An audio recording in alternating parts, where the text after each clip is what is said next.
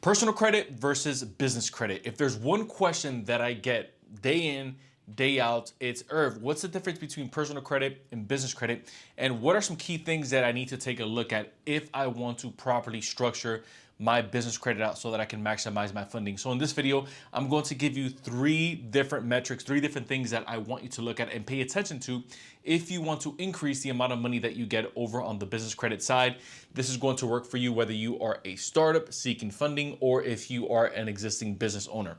So let's go ahead and jump right into the content. First things first, you have to understand that personal credit and business credit are not graded the same, nor are they reported the same. Here's what I mean by that. In the business credit world, you have what's known as Experian Commercial, Equifax Commercial, and Dun & Bradstreet.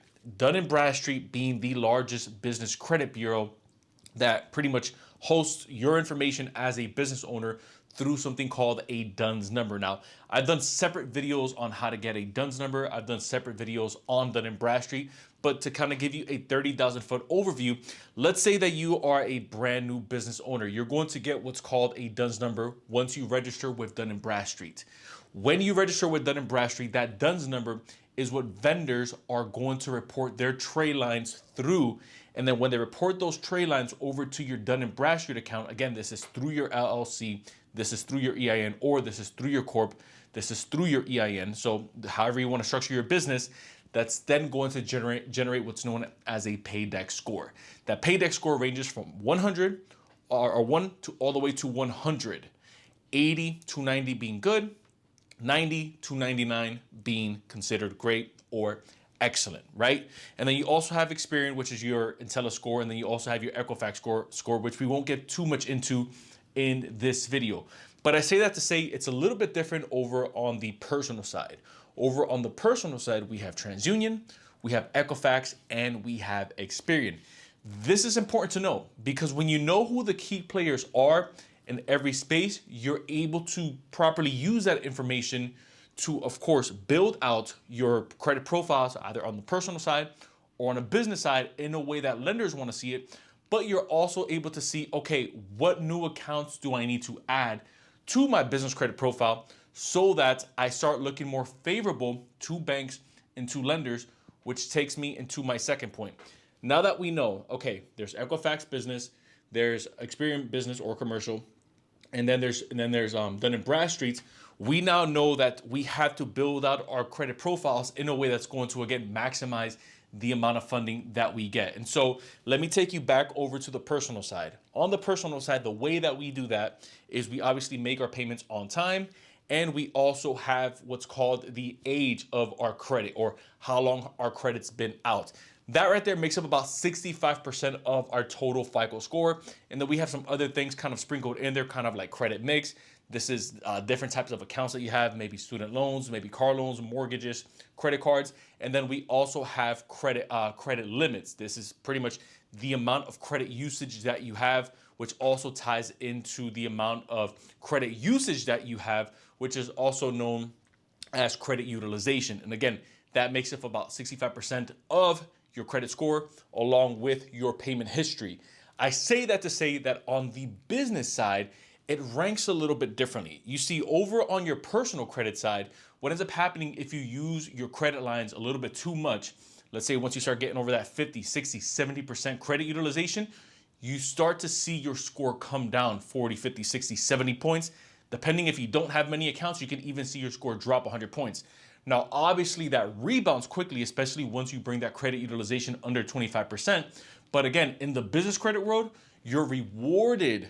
Check that out. You are rewarded for using your business lines of credit more, which means the more that you use your business credit cards, because remember, that doesn't reflect over on your personal credit. So even if you are PGing, meaning even if you're using your personal credit to get access to business lines of credit, that business line of credit, assuming you're not late on your payments and assuming that you're not defaulting, is not going to show over on your personal credit side.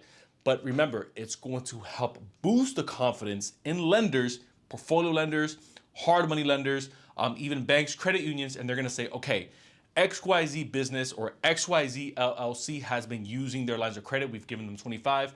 they've been using 15 to 20 for marketing, for distributions, for maybe transportation, for maybe feeding their staff, feeding their team, whatever it is, right? Maybe if you have business meals that you're putting on there, and you can even use that as a tax write-off, which is a bonus to having business credit. They see that and then they say, okay, let's give them some more credit that they can use so that we can continue doing business together. Because in the eyes of a lender, a business is going to be graded differently versus a consumer. This is why you see, especially in a pullback, when a recession comes, I know there's been talks about it. We won't get into that in this video, but whenever you see tough times, especially and the economic climate start to shift, the first pullback that you start to see in credit lines goes more toward consumers before it actually hits the business side, which is why you don't just want to have personal credit cards to scale your business. You also want to have business lines of credit and business funding. Now, really quickly, if you are interested in building business credits and obtaining business funding that's not going to be detrimental to your personal credits, we show our clients how to do that from A to Z, what credit unions to go after, what bank lines to go after. We do all of that inside of our group coaching calls, as well as some one-on-one sessions that we also have outside of those group coaching calls. If that sounds like something that you are looking to take full advantage of, we would love to jump on a call with you to see if it's a good fit, right? Might not be a good fit for you, might not be a good fit for us, but let's at least have that conversation to see what that will look like. If you think that's something that you would find value in, then go ahead and click that link down in the description. I will also pin it as the first comment in this video. And last but not least, business credit is not just about you. You see, on the personal credit side, it's exactly what it is, right? Personal finances, how you've been managing your personal debts, how have you been paying your personal debts back to banks, to lenders, to the mortgager or to the mortgage holder, right? But on the business side, what is happening is that even though you can have yourself as a co-signer, again, we're gonna use that word in replacement of PG, which means that you are personally guaranteeing some of this debt, the way that you structure your business, meaning the name that you use for your LLC, the type of NAICS codes of higher graded, the location, the demographic location of where your business is located, how long your business has been open, what's the revenue with your business, how many employees does your business have, all of these things, even how many assets does your business control.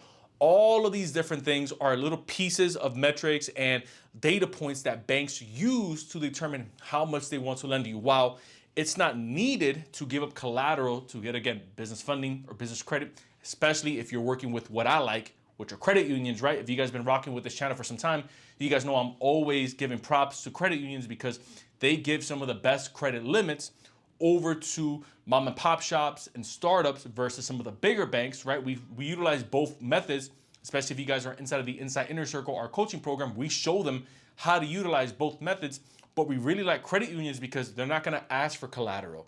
They're not going to hold any of your assets. They're not going to ask for these ridiculous amounts of, let's say, top line revenue off of your P&L, right? They're able to give you funding based off of either PG, or even if you wanted to take it a step further, and this is more of a, what we can say, a strategic approach, if you start maybe going more off of pledge loans, which we've also done videos on that. But if you guys want me to make another video on how to use pledge loans and secure loans so that you can maximize your funding, we can definitely take care of that here on this channel. So those are really the three main differences and the three main things that I want you to pay attention to in the difference between business credit and personal credit. If you pay attention to that, then I promise you, you're not gonna have any issues when you go out to banks because you're going to understand how the system works when you apply for these lines of credit, and so that you can maximize, again, the funding that you get.